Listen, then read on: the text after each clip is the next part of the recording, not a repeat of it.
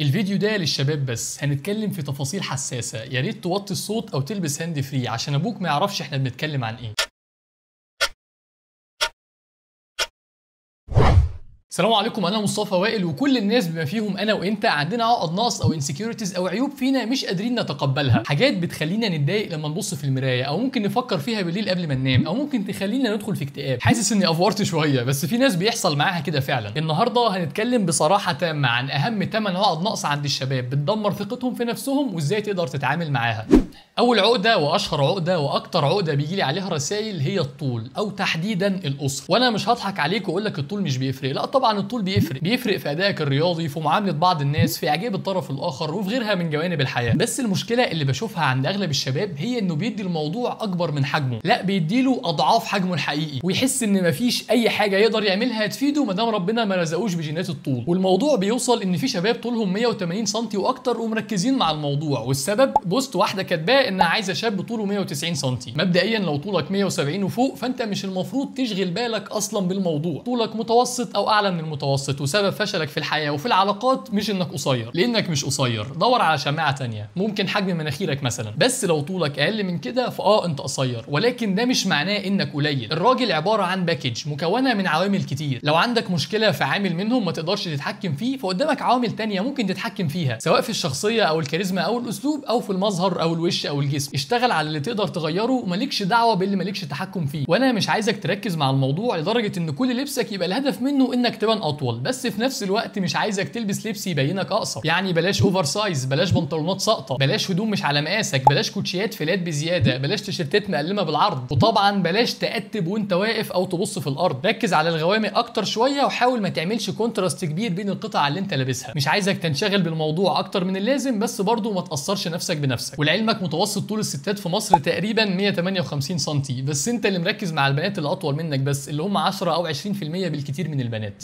تاني عقدة منتشرة عند الرجالة هي الجسم، سواء انك رفيع قوي او تخين قوي او حتى جسمك حلو بس مش مقتنع بده. ومع انك ممكن تبقى شاب جامد جدا جدا وانت رفيع او تخين، بس انا مش شايف ان في سبب ان حاجة تبقى تحت تحكمك بنسبة 100% وليها تأثير كبير على مظهرك وحياتك وما تهتمش بيها. لو وزنك اكتر من 100 كيلو فلازم الاهتمام بصحتك والرياضة يبقى من اولويات حياتك، لانك داخل على شوية امراض ممكن تدمر حياتك تماما وتخليها صعبة لا قدر الله. ده غير ان شكلك هيبقى احسن واوسم بكتير لما وزنك يقل. لازم تخس ولازم تعمل دايت ولازم تتمرن، وتعامل الموضوع على انه اولويه، مش حاجه بتعملها لما تبقى فاضي، لان الموضوع فعلا اولويه. ولو جسمك رفيع او ضعيف لازم تبدا تعتبر الجيم جزء من حياتك، تروح بانتظام 3 أو 4 مرات في الاسبوع طول السنه وطول العمر، مش تروح شهرين 3 لحد ما تزهق او لحد الدراسه ما تبدا. العضلات وان حجمك يكبر هتغير نظره ومعامله الناس ليك، خصوصا معامله الرجاله، وده مش كلام تحفيز، دي تجربه شخصيه. وخلي بالك انا مش بتاع حب نفسك وتقبل عيوبك زي ما هي، ما ينفعش تبقى شايف السبب اللي مخليك مش واثق في نفسك وتقدر تغيره وما تعملش ده. الفكره دي لوحدها كفيله انها تحسسك بالعجز والقله. ابدا تمرين من النهارده، الجيم هيفرق كتير جدا في سعادتك وفي حبك للحياه زي ما فرق مع ناس كتير قبلك. العقده رقم 3 مش منتشره عند ناس كتير، بس غالبا لما تلاقيها عند حد بتبقى معكننه عليه حياته، وهي الصوت. تحديدا ان صوتك يبقى رفيع قوي او منسون. الصوت الذكوري هو الصوت العميق التخين اللي ما فيهوش حده، ده الصوت اللي بيدي احساس بالامان والقياده وبيأثر في الناس. في رجاله محظوظين بالصوت ده، الصوت الاذاعي المؤثر العميق، وفي رجاله تانية ممكن تكون منهم حظهم اقل شويتين، صوتهم مسرسع شويه او ملوش نفس التأثير. Oh man.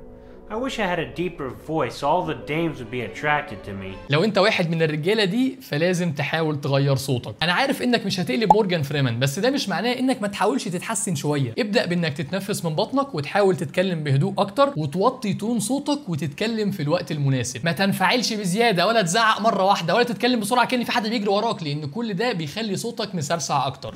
العقدة الرابعة موجودة عند أكتر من تلت الرجالة، وبتبدأ تقريبا من سن ال20، وهي الصلع الوراثي. رسائل كتير بتجيلي بيبقى الثيم الرئيسي بتاعها هو الصلع دمر حياتي وقلل ثقتي في نفسي. جين الصلع أو سقوط الشعر هو واحد من الجينات اللي ممكن تأثر سلبيا على حياتك وعلى ثقتك في نفسك، ومش صعب تتوقع الجين ده عندك ولا لا، لأنك تقدر ببساطة في أي تجمع عائلي تبص على رؤوس إعمامك وإخوالك أو تبص على راس أبوك، لو كلهم شعرهم حلو يبقى مبروك، لو في كام واحد أصلع وكام واحد خط الشعر بتاعه راجع لورا يبقى حظ اوفر في الحياه القادمه. وبالمناسبه لو حد قال لك ان الصلع شكله احلى من الشعر فهو بنسبه 99% كذاب. في عدد قليل جدا جدا من الناس شكلهم بالصلعه بيبقى احلى من الشعر، وغالبا انت مش منهم. وانا مش قاسي ولا عايز اضايقك، لا تفتكرني بذلك عشان شعرك هيقع، انا معاك في نفس المركب. جين التمبورال ريسيشن او رجوع خط الشعر موجود جدا في العيله، ونسبه الصلع الكامل مش قليله. صحيح ان الجين ده لسه ما ظهرش عندي، لكنه غالبا هيظهر عاجلا ام اجلا وشعري هيبدا في التراجع. وانا مش جاي عشان اقول لك اقبل قرعتك زي ما هي، لا خالص، اعمل كل اللي تقدر عليه عشان تحافظ على شعرك. وممكن اعمل فيديو تفصيلي اقول لك فيه على خطتي لمحاربه الصلع اول ما يبدا يهاجمني. بس باختصار دلوقتي لو مرتاح ماديا معاك فلوس كتير اعمل عمليه زراعه شعر، لو لا ابدا باستخدام المينوكسيديل على شعرك من بعد ما تقفل الفيديو. كل ما تبدا بدري كل ما هتحافظ على كميه اكبر من الشعر. ومش لازم تستنى لما راسك تبقى بتلمع عشان تاخد خطوه، ابدا بدري والحق نفسك لو مش عايز تموت اصلع. انا بصراحه مش عايز. العقده الخامسه وهي حجم القضيب او حجم العضو الذكري. وبصراحه لو قلت لي انك ما شكتش في عضوك ولو مره واحده في الحياه يبقى انت غالبا كذاب. الشك ده واحساسك بانك مش كفايه بيجي من حاجتين. اولا منافسات حجم القضيب اللي الشباب بتعملها مع بعض وهي صغيره في المدرسه، واللي محدش بيخلع فيها ولا حاجه، لا كل واحد بيجيب رقم من دماغه ويقولوا على انه حقيقي. يعني لو انت واحد من 5 هتلاقي اجابات زي 27 23 20 18 من غير الطربوش. اجابات تخليك تشك في نفسك، هو انا بس اللي تحت ال20 ولا ايه؟ مع انك لو فكرت في الموضوع بشكل منطقي هتلاقي ان الناس بتكذب في طولها اللي انت شايفه قدامك. يعني انا كتير بشوف شباب اقصر مني لو حد سالهم طولك كام يقولوا ارقام فوق ال 180. يا عم يعني هو حد هيمسك متر ويقيس ورايا؟ فاذا كان الشباب بيكذبوا في الطول اللي انت شايفه قدام عينك، امال هيعملوا ايه في الطول اللي محدش هيراجع وراه ومحدش هيقدر يتاكد من صحه اجابته؟ 25 سم يا صاحبي، يعني هو حد هيراجع وراك؟ السبب الثاني هو للاسف الافلام الاباحيه، واللي صعب جدا انك تشوف فيلم فيه ممثل واحد امكانياته مش قدك مرتين ثلاثه، بس ده ببساطه لان دي وظيفته. زي ما انت لو اتفرجت على ماتش كره سله هتلاقي ان مفيش لعيب اقصر من 195 سم. ده مش معناه ان 195 ده متوسط الطول العالمي، ولا ان اللي طوله 185 ده قصير، لا ده معناه ان الرياضه دي بينجح فيها الرجاله اللي طولهم اعلى بكتير من المتوسط. زي بالظبط افلام البورن اللي من المؤهلات اللي بتوصلك انك تبقى ممثل ناجح فيها هي ان حماده بتاعك يبقى اكبر من الطبيعي. انا مش هفتح احصائيات علميه واقول لك ان المتوسط المصري كذا سنتي وانك ما تقلقش على نفسك وانت تمام، لان في كل الحالات وسواء كان طول عضوك 10 او 20 سنتي فانت مش هتقدر تغيره. اللي تقدر تغيره هو جسمك، انك تخس، وصحتك، انك تظبط اكلك عشان السكر ودهون الشرايين اللي هتفرق معاك في الانتصاب، هتقلل تدفق الدم، وانك تمارس الرياضه عشان نفسك يطول وتقدر تزود ادائك الجنسي. دي العوامل اللي محتاج تركز عليها وده اللي تقدر تحسنه. ولو قلقان ان مراتك تحس انك قليل عشان هتقارنك بالممثلين اللي في افلام البورن اللي كانت بتشوفها، فده احتمال وارد طبعا، لكنها منافسه كده كده كنت هتخسرها، لان عمرك ما هتنافس بورن ستار في وظيفته، ومهما ربنا كرمك ما كنتش هتوصل للدرجه دي. فمالوش لزوم انك تفكر في الموضوع وحاول تركز على اللي في ايدك بس. سادس عقدة نفسية منتشرة عند الشباب هي الحالة المادية أو الفلوس. وأنا مش هقول لك اكسب فلوس وابقى غني، ده هبل، أكيد الفلوس حلوة وأكيد كلنا عايزين نبقى أغنى، بس ما تقعش في فخ إنك تجري ورا الفلوس وأنت فاكر إنها هتخليك مبسوط. لو عندك نقص في الاحتياجات الأساسية للبني آدم زي الأكل والشرب واللبس ومكان السكن، لو معاك فلوس أكتر أعتقد إنك هتبقى سعيد وغالبا حياتك هتبقى أحسن. لكن ما أعتقدش إن واحد عنده كمبيوتر أو موبايل وعنده نت بيتفرج منه على الفيديو ده ويبقى مش لاقي ياكل. لو فاكر إن زيادة دخلك الشهري من 10000 ل 20 أو من 20 ل 40000 هيخليك راضي او سعيد اكتر، اعتقد انك لازم تفكر تاني، لانك بمجرد ما تكفي احتياجاتك الاساسيه اي فلوس بعد كده بتتصرف في الرفاهيات. لو مش قادر تبقى سعيد وانت عندك جاكيتين مش هتبقى سعيد وانت عندك 4 جواكت، ولو مش مبسوط في عربيه ب100,000 مش هتتبسط في عربيه ب1,000,000، لانك دايما هتبص لفوق ودايما هتبقى عايز تعلى. ولما تبص حواليك لازم هتشوف ناس اغنى منك ولابسه لبس اشيك وراكبه عربيه اجمد وبتقعد في اماكن ارقى. ما هو انت مش هتبقى نجيب ساويرس ودايما هيبقى في حد معاه اكتر منك وهتبقى عايز توصل له ومش عارف، وبالتالي هتفضل دايما مش راضي. انا مش بقول لك ما تحاولش تبقى غني وتكسب فلوس، انا بقول لك ما تستناش من الفلوس دي انها تفرق في حالتك النفسيه وتخليك سعيد. ممكن الفلوس تغير بيتك او عربيتك او نوع الاكل اللي بتاكله، لكنها غالبا مش هتفرق كتير في مستوى سعادتك في الحياه. وده مش معناه انك تبقى مسرف او مبذر وتضيع الفلوس، ما تفهمش كلامي غلط عشان ما تضيعش نفسك.